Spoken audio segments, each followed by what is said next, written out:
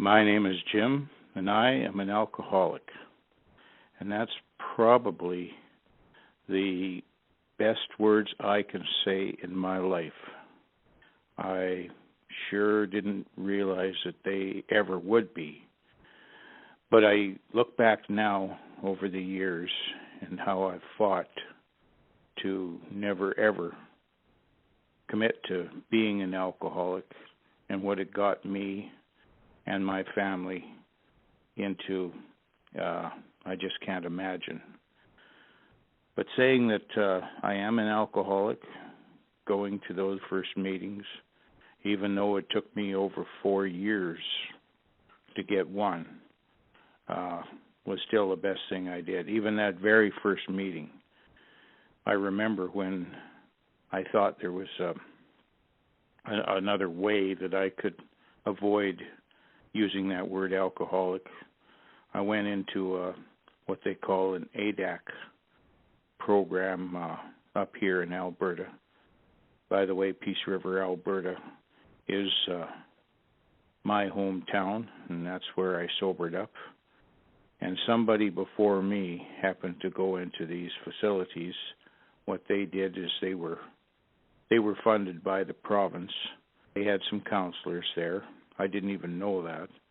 I thought I'd maybe just go in there and mention a couple of things and then move on, and maybe that would help. And of course I could tell my family that I did that, and supposedly that would be help as well. And the only thing is they were a little sick and tired of me mentioning that I was gonna quit again, and going to these meetings, going to these provincial facilities up in there. I just thought it was a way I could skirt around things. So fast forward into those early years of coming and going and not listening to anybody in the program, just getting there just on time, leaving as soon as it's over, and then trying to do everything myself, avoiding the steps, avoiding any service work, just knowing as little as possible about this fellowship. But of course, between more impaireds, just more family problems, and really total unstable life, it just wasn't working. I guess they say you can remember the very last time you drank, and I still can. And it's some 32 years ago. I just remember it as if it was yesterday. Finally, I was sick and tired of being sick and tired. And I thought this is the best way to go. It was a weekend, and I just thought, all right, we have our Tuesday night meeting. How about showing up, not saying anything, just listening? And how about trying this, where instead of coming to the odd meeting once in a while, how about coming back? Back then, Peace River one meeting in the United Church basement downstairs, and then they had another where they had steps 1, 2, and 3 at the hospital here. And those were the meetings that helped me get going to stay in this fellowship. And the people that, of course, were there when I was bouncing back and forth were still there. Nobody said a thing. Nobody asked what happened in between all those times I came and went. All they did is welcome me, and anything that they could do to help me. These small groups up in northern Alberta, I found that the sponsors were there before you even knew it.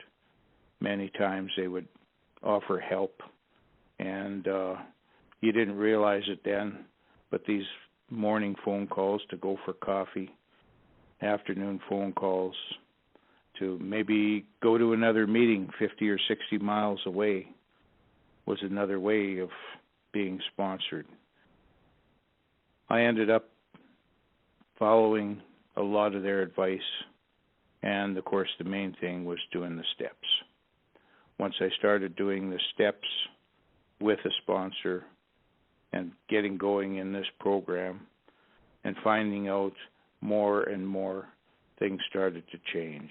My life started to turn around.